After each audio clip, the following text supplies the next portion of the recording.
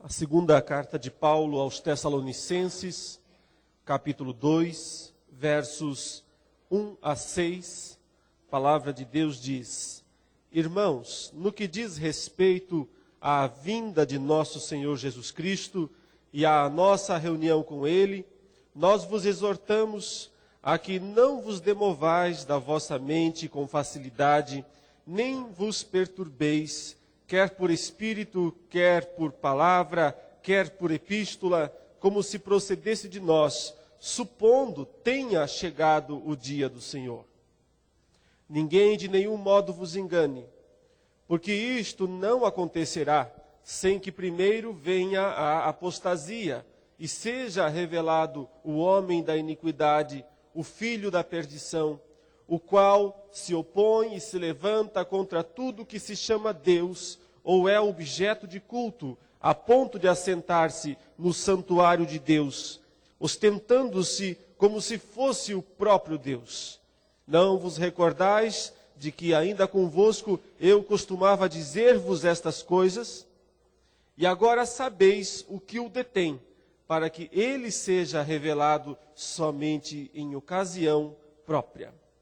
Até aí, meus irmãos, a palavra de Deus, continuando os nossos estudos a respeito da segunda vinda de Jesus e sobre as passagens bíblicas que principalmente focalizam as verdades a respeito dos últimos dias, nós encontramos uma constante em quase todas as passagens bíblicas que anunciam a vinda de Jesus. Elas exortam para que os cristãos vivam no presente, nos dias atuais, de forma condizente com a segunda vinda. Nunca é uma mensagem alienadora, nunca é uma mensagem que produz algum tipo de afastamento ou desengajamento das funções humanas. Ao contrário, sempre mostrando que, para que estejamos preparados para o dia do Senhor, nós temos que viver agora, no presente, uma vida condizente com os planos de Deus. Paulo escreveu 2 cartas aos Tessalonicenses, uma igreja na cidade de Tessalônica, com o objetivo de corrigir alguns problemas, alguns entendimentos errados a respeito da segunda vinda de Jesus. Basicamente, havia aqui 2 erros, 2 problemas que as 2 cartas tratam, mais especificamente esta, a segunda carta. Havia uma notícia naqueles dias, por volta do ano 50, então calcule aí o tempo. Jesus foi crucificado aproximadamente no ano 30. A primeira carta de Paulo aos Tessalonicenses foi escrita por volta do ano 50, então apenas 20 anos depois. Tanto é que as 2 cartas, 1ª e 2ª Tessalonicenses, são provavelmente as cartas mais antigas do apóstolo Paulo, as primeiras que ele escreveu. Ele estava morando ou passando um tempo na cidade de Corinto. E de lá ele escreveu para os Tessalonicenses. Por quê? Porque uma notícia estava circulando naqueles dias na cidade de Tessalônica que Jesus já havia voltado. Ele já havia voltado. Estavam falando isso por lá. Jesus já voltou, ele voltou. Mas onde? Onde ele está? Para quem que ele veio? Foi uma volta secreta? Como foi isso? Eles estavam enfrentando uma terrível perseguição, um momento de muita dificuldade para sustentar a fé. E no meio de toda aquela turbulência social, de toda aquela dificuldade de viver o cristianismo, então se começou a pensar, só pode que Jesus já voltou e nós estamos aqui no pior período, no momento mais difícil da nossa história. Então, para corrigir este erro, essa interpretação errada, é que Paulo escreveu essa carta. E o outro problema também tinha a ver com a noção da segunda vinda de Jesus, mas é que muitas pessoas estavam pensando, raciocinando mais ou menos assim: Jesus vai voltar logo. Ele não vai demorar, ele vai voltar daqui a pouquinho. Então, não vale a pena trabalhar, não vale a pena fazer nenhum serviço na sociedade. É bobagem ficar pensando no amanhã, pensando no futuro, se esforçando, trabalhando, estudando, fazendo alguma coisa. Ele vai voltar logo. Então, a melhor coisa é parar tudo e ficar apenas aguardando, esperando Jesus voltar. Então o apóstolo Paulo escreveu aos Tessalonicenses para corrigir esses dois erros de interpretação, mostrando que o fato de que o Senhor Jesus vai voltar logo, ao contrário de produzir uma espécie de preguiça, uma espécie de despreocupação em relação às coisas da vida, ao contrário, produz sim envolvimento, produz serviço, produz dedicação, porque caso contrário, os cristãos não estariam preparados o bastante para a segunda vinda de Jesus. E mais especificamente, nesta passagem, o objetivo de Paulo é demonstrar que Jesus não havia vindo ainda. Que aquela lenda, aquela notícia que estava percorrendo a cidade, as igrejas, os cristãos, de que Jesus já havia voltado, era falsa, não era verdadeira. Porque para que Jesus venha, algumas coisas precisam acontecer antes. É isso que Paulo vai explicar aqui nessa passagem. Antes da segunda vinda de Jesus, é preciso acontecer uma outra vinda, uma outra manifestação, o surgimento de uma outra pessoa, um outro homem, que ele chama aqui de o homem da iniquidade, o conhecido Anticristo, que é citado principalmente pelo apóstolo João, nas suas cartas, quando ele fala do Anticristo, que virá. E nessa passagem, Paulo nos dá 3 verdades a respeito do Anticristo. E é isso que brevemente nós vamos meditar, essas 3 informações bíblicas que nós recebemos nessa passagem a respeito deste homem, deste inimigo de Deus e do povo de Deus, que se manifestará no momento em que Deus achar que ele deve se manifestar. Então observe aí, a primeira verdade é que o Senhor Jesus não voltará sem que antes esse homem apareça. Veja comigo o que diz aqui a palavra de Deus. Irmãos, no que diz respeito à vinda de nosso Senhor Jesus Cristo e à nossa reunião com Ele, nós vos exortamos a que não vos demovais de vossa mente com facilidade, nem vos perturbeis quer por espírito, quer por palavra, quer por epístola, como se procedesse de nós, supondo tenha chegado o dia do Senhor. Ninguém de nenhum modo vos engane, porque isto, então, a volta do Senhor, o dia do Senhor, isto não acontecerá, sem que primeiro venha a apostasia e seja revelado o homem da iniquidade, o filho da perdição. Paulo está dizendo o seguinte: Jesus não voltará antes que este homem, chamado de filho da perdição, homem da iniquidade, ele precisa aparecer primeiro, só depois Jesus voltará. Provavelmente naqueles dias, até mesmo por causa da primeira carta que Paulo escreveu aos Tessalonicenses, em que ele falou que Jesus retornaria, haveria o arrebatamento. Então algumas pessoas estavam interpretando até a partir da carta de Paulo, essa noção de que Jesus já havia voltado. Por isso que Paulo diz, não deixe ninguém enganar vocês, eu não escrevi isso, eu não disse que Jesus já voltou. Não está certo isso, porque Jesus só vai voltar depois que o homem da iniquidade, o anticristo, aparecer. Irmãos, os propósitos misteriosos de Deus, ele decidiu que os tempos que antecedem a volta do Senhor sejam tempos terríveis. Tempos em que Deus permitirá que a maldade neste mundo cresça mais uma vez a níveis exorbitantes, ao ponto de surgir um homem, um grande líder, alguém que, por um lado, se parece com Jesus, mas, por outro lado, é um inimigo de Jesus. Então, ele tanto combate Jesus, como tenta se fazer passar por Jesus, esse filho da perdição, esse homem da iniquidade.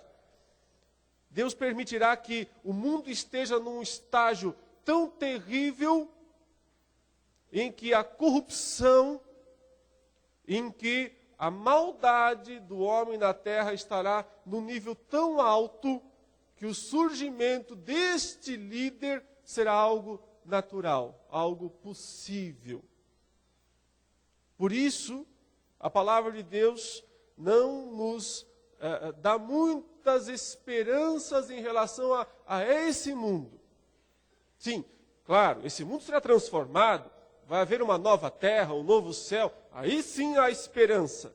Mas antes disso, não. Antes de acontecer essa grande transformação que só Deus pode realizar, nós não podemos ter esperança nesse mundo, achar que esse mundo vai melhorar, que esse mundo, em algum momento, vamos ter bons governantes, vamos ter bons líderes, o progresso tecnológico, o progresso científico, o progresso educacional, isso vai tornar o ser humano melhor, vai tornar o mundo melhor, e nós vamos ter um período de paz e prosperidade mundial. Não há razão para esperar algo nesse sentido. O que se pode esperar é uma piora, um acréscimo do mal na sociedade. Por quê? Porque o mundo precisa ser preparado para a vinda do Anticristo. E o Anticristo precisa vir para que Jesus venha depois. Enquanto ele não aparecer, Paulo diz, Jesus não voltará. Primeiro precisa aparecer o Anticristo. Deus dará a última oportunidade para que as forças do mal tenham liberdade na terra. Deus permitiu isso em alguns momentos, em alguns períodos da história. O pior deles foi aquele período descrito em Gênesis capítulo 6, em que a Bíblia diz que a maldade do homem havia se multiplicado na terra, ao ponto de que era continuamente mal todo o desígnio do coração humano. Essa expressão é fortíssima. Todo o desígnio do coração humano era continuamente mal. E então Deus decidiu exterminar com a raça humana através do dilúvio. É assim que a palavra de Deus relata os acontecimentos daquele período. O que se pode esperar, portanto, é uma volta àquele estágio em que o mundo se torna, mais uma vez, absolutamente corrupto. Note bem, corrupto sempre foi, pecado sempre houve, maldade sempre houve na terra. O que estamos falando é de uma multiplicação disso, de uma intensificação destas coisas, que é o reino do Anticristo, preparar o reino para o aparecimento do Anticristo. Observe como é que a palavra de Deus descreve esse personagem que está sendo aguardado, que está sendo esperado. Usa algumas expressões para descrever que ele é uma espécie de encarnação do mal. Essa é a segunda verdade a respeito do Anticristo. A primeira é que ele tem que vir primeiro. Ele precisa aparecer para que depois Jesus apareça. A segunda verdade a respeito dele é que ele é uma espécie de encarnação do mal. E nisso ele já é uma espécie de paródia de Jesus. Porque Jesus é a encarnação de Deus. Ele é o Filho de Deus, que se torna homem para viver uma vida de absoluta justiça, santidade e redenção dos pecadores. Esse homem é uma paródia de Cristo. Ele é a encarnação, mas a encarnação do mal, com o objetivo de viver todo o mal na plenitude da depravação que é possível, para por fim trazer a destruição. Então é o oposto. Por isso, a ideia de anticristo. Veja aqui as palavras que o texto bíblico usa para descrever este ser, esse personagem. Diz que ele, por si só, vai revelar a apostasia, diz o texto. Ele vai encabeçar esse movimento chamado de apostasia. Vai ser o líder dos apóstatas. Queridos, os apóstatas não são os homens perdidos do mundo. Uma pessoa que nunca conheceu a Cristo, uma pessoa que nunca esteve envolvida com a igreja, essa pessoa nunca poderá ser um apóstata. Ela nunca vai cometer apostasia, porque apostasia é renegar a fé.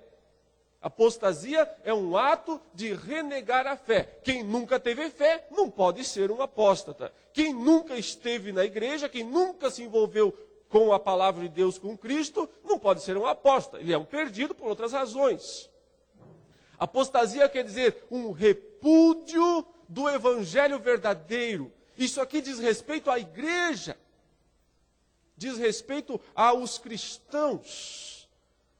Quer dizer que no tempo final acontecerá um grande movimento de apostasia, uma debandada geral.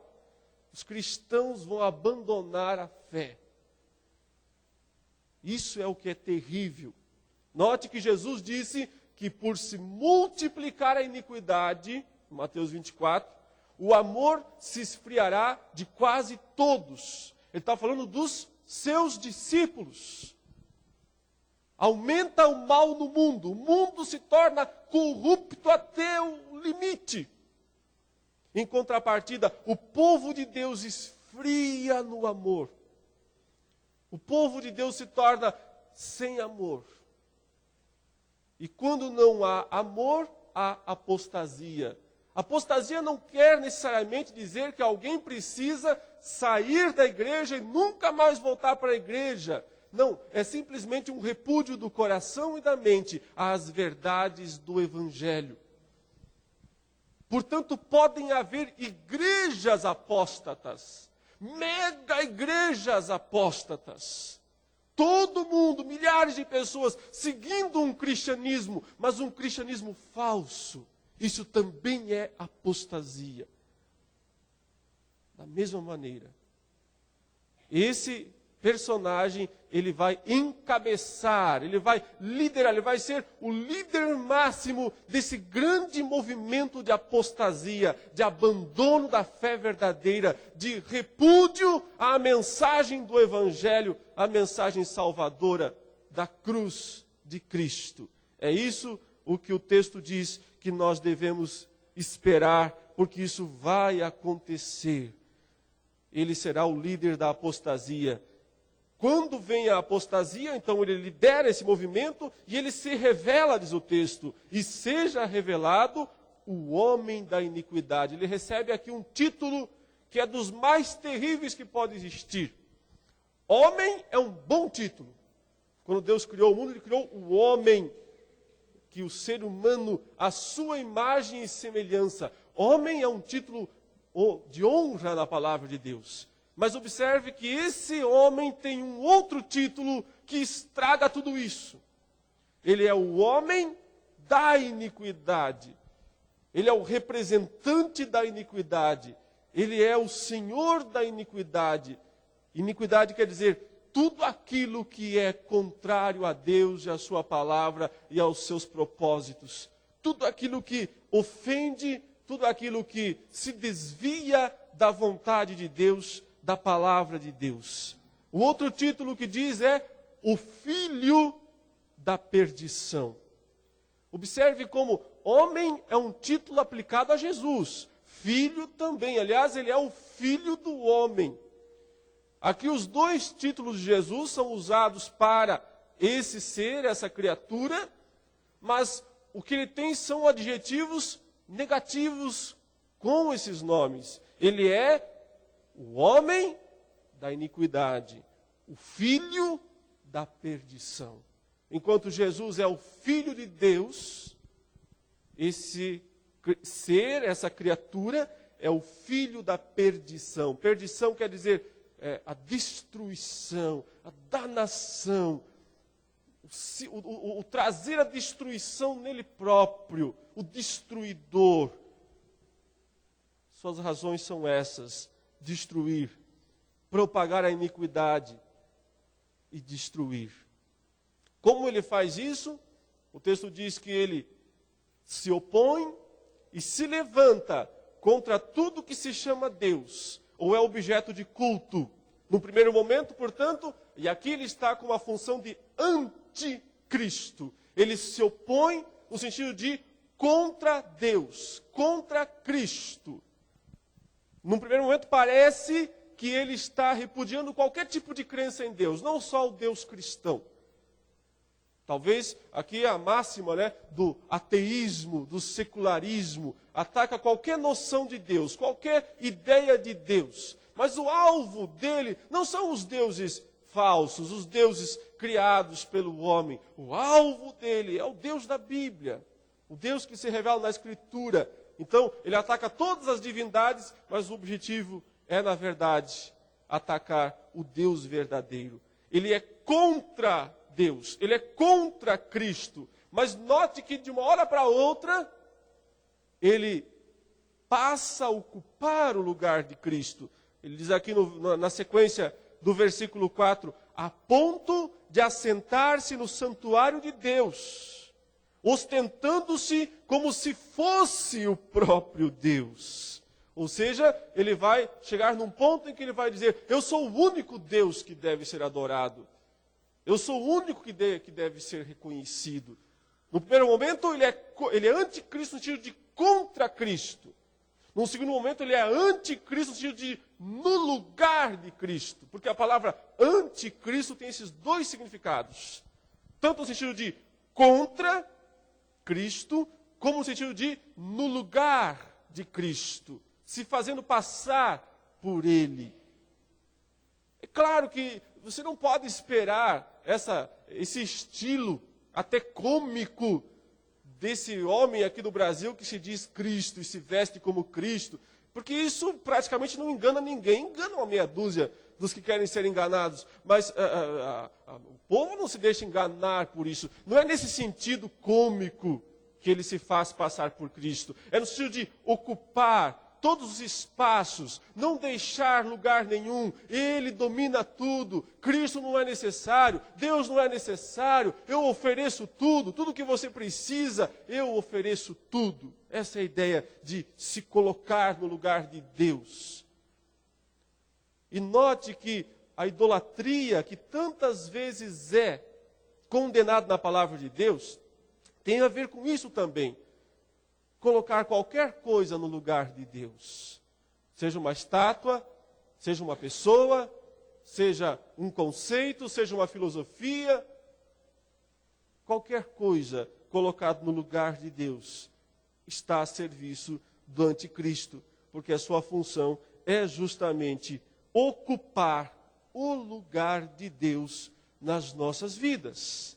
E a terceira verdade, meus irmãos, que essa passagem revela a respeito do anticristo, está aqui no versículo 5 e 6, quando Paulo diz, não vos recordais de que ainda convosco eu costumava dizer-vos estas coisas, e agora sabeis o que o detém, para que ele seja revelado somente em ocasião própria. A terceira verdade a respeito do anticristo é que ele só aparecerá quando Deus disser, agora pode. Ele só surgirá no mundo quando Deus remover algo que impede a manifestação desse homem. Apenas para relembrar, esse texto descreve 3 verdades a respeito do anticristo. A primeira, eu disse, é que ele tem que vir primeiro para que Cristo venha depois. Ele precisa primeiro aparecer, depois a segunda vinda de Jesus. Ele é, de várias formas, a encarnação do mal, com o propósito de destruir, apostasia e destruição. Mas ele só vai aparecer quando Deus disser, agora pode. Está permitido, está liberado, não antes disso. Portanto, aqui nós já temos algumas verdades extraordinárias a respeito do próprio Deus, não é?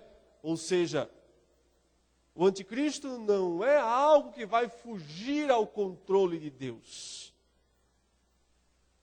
Talvez quando as pessoas estiverem experimentando o reino do anticristo, pode ser que elas cheguem a pensar isso.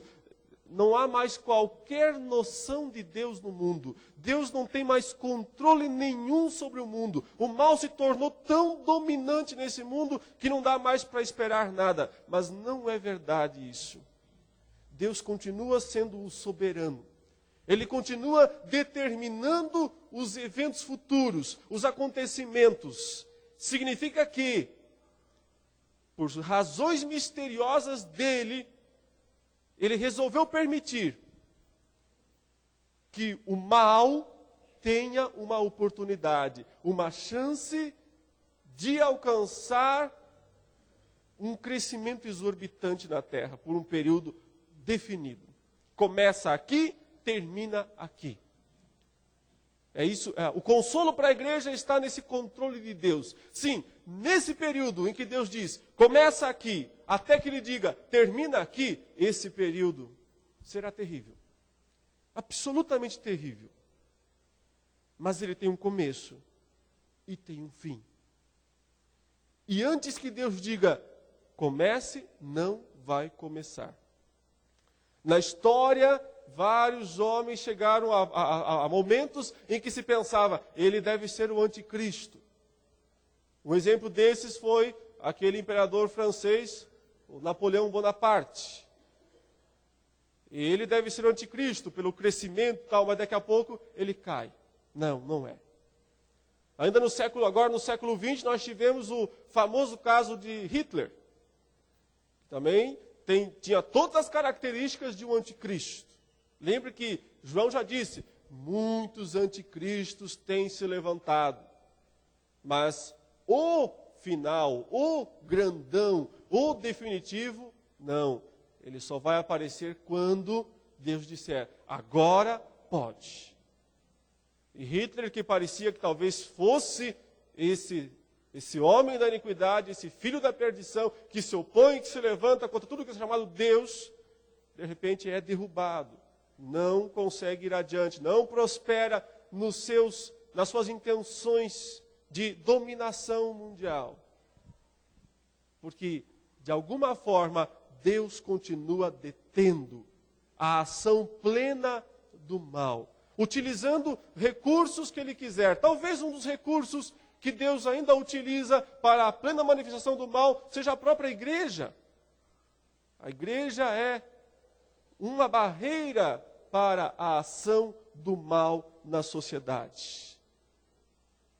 Mas quando nós vemos cada vez menos igrejas verdadeiramente fiéis, cada vez mais igrejas desvinculadas da palavra de Deus, então essa barreira vai caindo, vai se enfraquecendo. Deus ainda utiliza até certo ponto para deter a manifestação do mal na terra, a própria noção de moral, de justiça que o ser humano ainda tem. Em teologia nós chamamos isso de graça comum. A graça especial é a graça salvadora, é aquela que redime do pecado e dá condições do homem ir para o céu. Essa graça é especial, Deus só usa com o seu povo essa graça. Mas a graça comum, já diz o termo comum, não tem a ver com salvação ou condenação. Tem a ver com o fato de que Deus é bom para esse mundo, manda chuva, manda sol, dá condições de sobrevivência, capacita para que o homem descubra coisas da natureza, descobertas científicas, progresso material, tudo isso vem da graça comum. E um dos elementos da graça comum de Deus é justamente refrear o pecado, não deixar cada ser humano ser tão mau quanto pode ser. Potencialmente, qualquer um de nós, qualquer ser humano, poderia ser um Hitler. Potencialmente, sim. Há maldade suficiente em nosso coração para isso. Há depravação suficiente em nossa vida para isso. Mas Deus, por sua misericórdia, refreia, não deixa, não permite.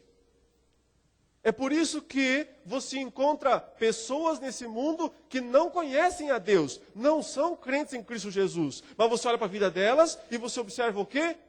Pessoas, entre aspas, boas. Bom ninguém é, perfeitamente ninguém é, mas você vê muitas pessoas que são, dentro do possível, honestas, dentro do possível, justas, relativamente íntegras. mesmo que não tenham contato algum com o Evangelho, até nem querem saber do Evangelho. A graça comum age em todos os seres humanos e refreia o pecado. O exemplo que os estudiosos dão para essa ação divina é justamente a ideia do cavaleiro que doma o cavalo que é selvagem. Para poder domar aquele cavalo que escoiceia para tudo que é lado, precisa colocar nesse animal freios. Esses freios controlam parcialmente, evidentemente, mas limitam a explosão de energia ou de ira do animal selvagem. A graça comum são os freios que Deus coloca sobre o ser humano para não deixar que haja a explosão de tudo aquilo que o ser humano pode produzir de mal. No meu entendimento, é isso que detém a plena aparição do mal e a manifestação do anticristo. É isso que Deus usa, esse poder controlador. Deus controla o mal na sociedade, permitindo que ele exista, mas não deixando alcançar o ápice. No entanto, ele vai retirar essa força, ele vai retirar esse poder controlador, ele vai soltar esses freios. E aí sim, nós veremos a plena manifestação do mal. Em 2 ocasiões, Deus já soltou os freios da humanidade. Em 2 ocasiões. A primeira eu já disse, foi o dilúvio.